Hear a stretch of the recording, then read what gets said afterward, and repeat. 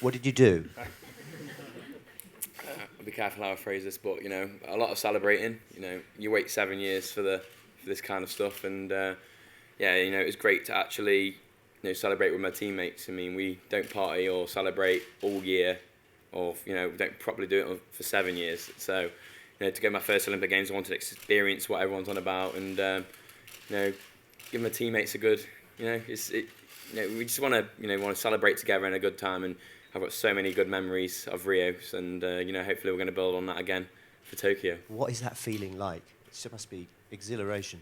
Yeah, it's every time you think of it, you get goosebumps.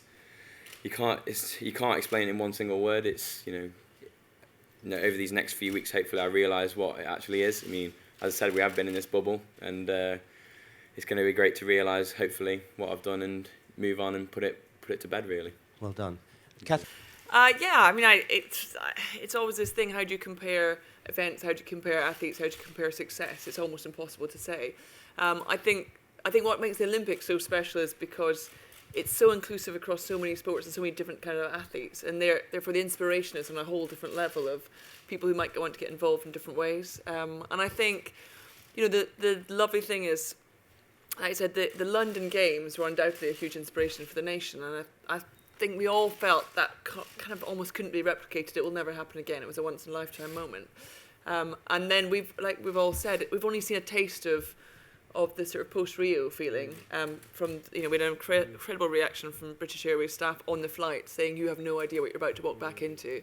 And they were quite emotional just to sort of meet some of us and see us. So, you know, the reaction here just at Heathrow has been phenomenal, and that's a small taste of when, like Adam says, we all go back to our kind of home counties and home countries and home cities, and you get to see what the reaction there. And I think that's moments like that. You know, it's always felt like, you know, it's been a tough year for the country. There's a lot happened politically in the nation in the last few months, and I think the nice thing about sport is it does unite people and it lifts people, and for a short while at least, you can have a lot of very positive news stories. So, yeah, I think it is.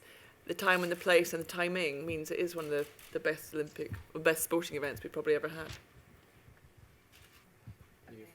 Well, personally, I hope that, I know it sounds a bit weird, but I hope that I can inspire somebody, because 4 years ago I was a box carrier at London 2012, so I was lucky enough to be trackside Super Saturday seeing Greg, Jess and Mo win their golds, which inspired me. And now 4 years later, somehow I became an Olympic medalist. So if I could just inspire like one person to maybe go down to the track or take up sport or maybe turn up and try a little bit harder at training, I'd be honestly over the moon, because at the end of the day, sport and the power of us and what we do really relies on national interest and really people getting into sport and making a legacy. So if we want to do better in Tokyo, if we want to do better 2024, 2028, then we've got to make sure that people are interested. So I hope that my performance and kind of transition could have helped that just a little bit. So.